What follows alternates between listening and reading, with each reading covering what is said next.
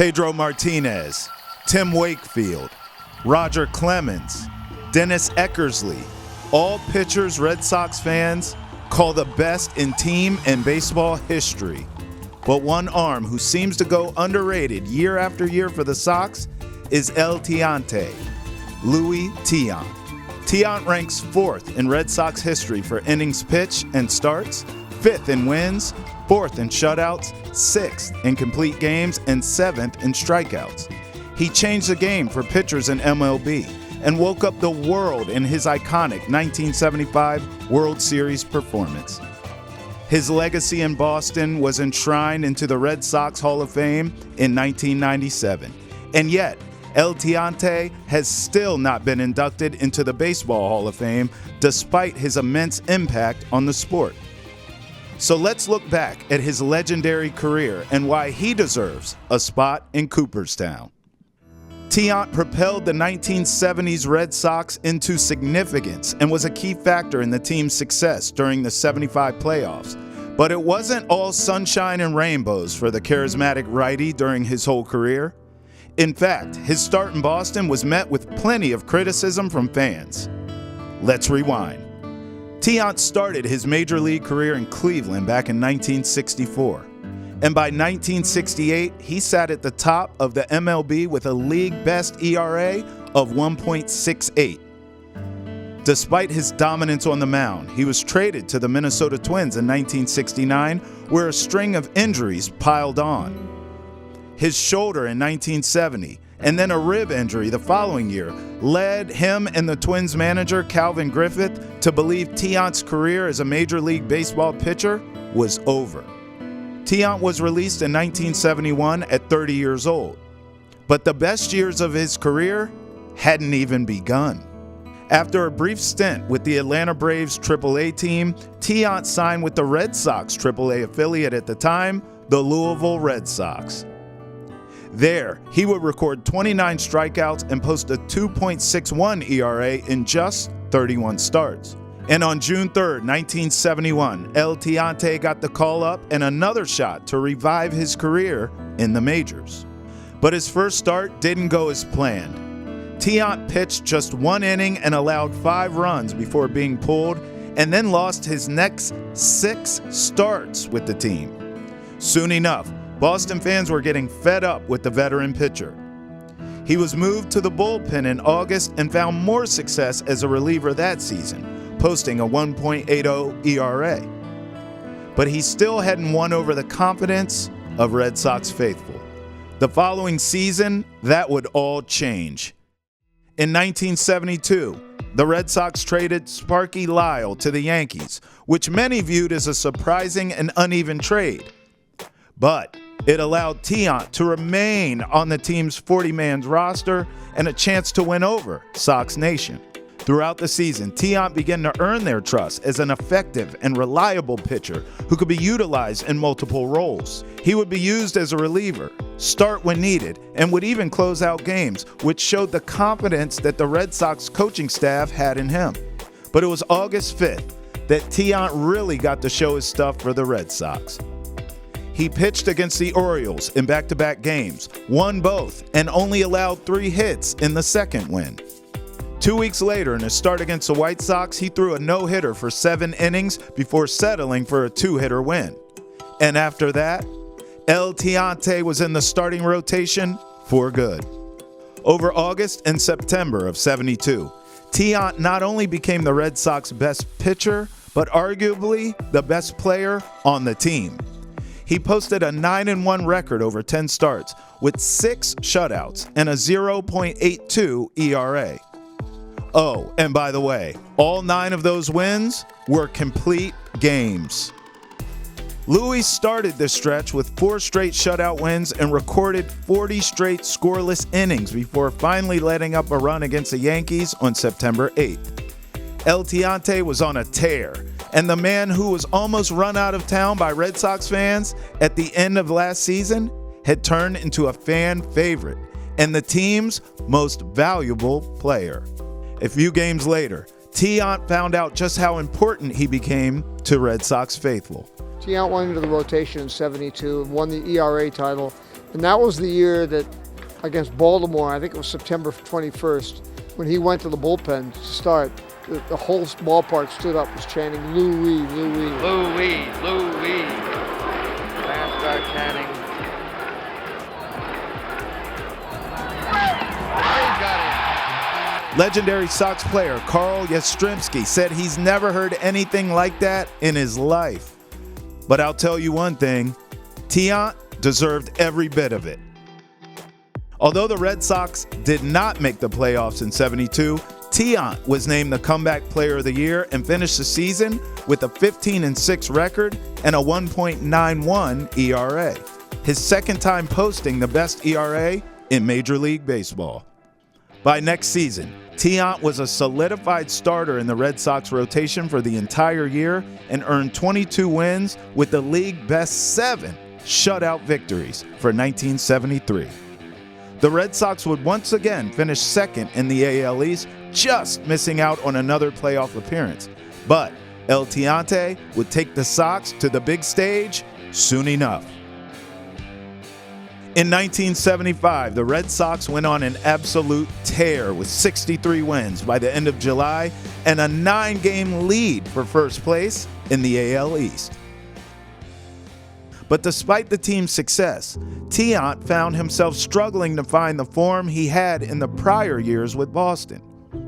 Although some attributed this to age, as he was 34 at the time, there were some factors outside of baseball that seemed to be occupying Tiant's mind. Let's rewind. In December of 1974, Tiant had an interview with Boston Herald reporter Joe Fitzgerald, where he revealed it had been 6 years since he last saw his mother and 14 years since he saw his father, saying, quote, "My father is going to be 70 years old soon, and I don't know how many years he has left. He's working down there at a garage, serving gas, and I can't even send him a dime for a cup of coffee on Christmas."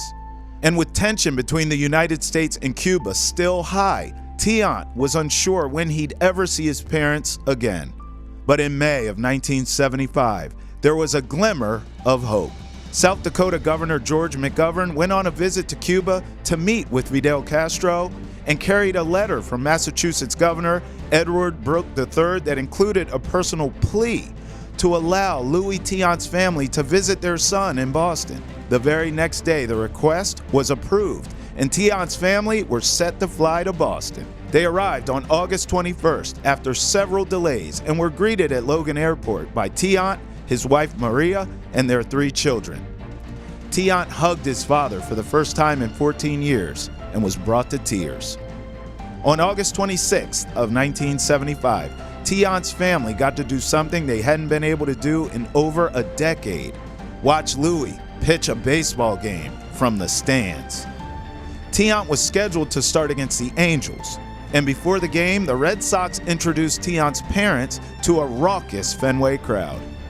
After receiving a standing ovation, 69-year-old Luis Tiant Sr. threw out the first pitch. He threw out one, a fastball low and away that should have been called a ball, and you could see the frustration on Tiant Sr.'s face. Unsatisfied, he asked for the ball back, went to full windup and delivered one of his signature pitches, a knuckleball down the heart of the plate. The crowd erupted as Tiant Sr. left the field and apparently on the way out told his son that he was ready to go 4 or 5 innings. Louis always credited his father with being a phenomenal pitcher and even said during an interview that he was, quote, "nowhere near the pitcher his father was." But at 69 years old, with pitching talent still running strong through his veins, Luis Tiant Sr. was a reminder to his son, it's not over until you say it is. After that visit, Louis Jr. found his form once again and won all 3 of his starts in September, 2 of them shutouts. And as the Red Sox closed the season at the top of the AL East, it made Tiant the easy choice to start in Game 1 of the ALCS against the A's. A game where he held Oakland to just 1 run on 3 hits, and that sparked a sweep for the Sox and an express ticket to the World Series. Boston moved on to face the Cincinnati Reds in what would be known afterwards as one of the most historic and entertaining championship series in baseball. Tiant started Game 1 and threw a 5-hit shutout as the Sox won 6-0 and took a 1-0 lead in the series. Just 4 days later, Tiant was called upon again to start Game 4 as the Sox trailed the Reds 2-1 in the series. Despite giving up 2 early runs in the first, Tiant found his way out of jams in almost every inning and threw 163 total pitches for a complete game. The Sox tied up the series with a 5-4 win and gave themselves a chance at the pennant. After dropping Game 5 and on the brink of elimination, the Sox needed a win. So once again, they called upon El Tiante to start Game 6. And he delivered. After he threw 4 scoreless innings, he was pulled in the 7th. At that point, Tiant could do nothing but watch his team, and what a sight it would be. Bernie Carbo tied the game for the Sox in the 8th inning before Carlton Fisk hit his legendary home run off the Green Monster foul pole in the 12th to win the game and send the series to 7 games. Although the Red Sox will go on to lose Game 7 and ultimately the World Series, Tiant's performance throughout the stretch was remarkable. He started 3 games, posted a 3.6 ERA with 1 shutout win and 1 complete game, and gave the Sox a much-needed early pitching boost in an all-too-critical Game 6. This 1975 Red Sox team, on the back of Tiant's postseason pitching, clearly changed the game not only for Boston fans, but for fans across the country. And even though Tiant left the team during the offseason of 1978, El Tiante made his mark on Red Sox baseball.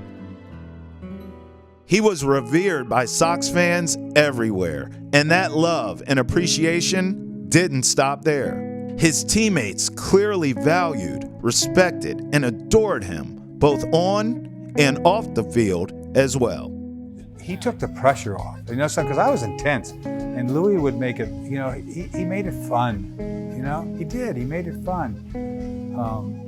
One of the things I remember from him, because, I gave up a lot of home runs, he gave up a lot of home runs, and we gave up some long ones, man. But I'd be in the dugout, and no one would do this to me except him. I'd give up a long home run, come in after the inning, I'd be sitting there, and he'd walk up to me and say, "Hey, how'd you hold that?"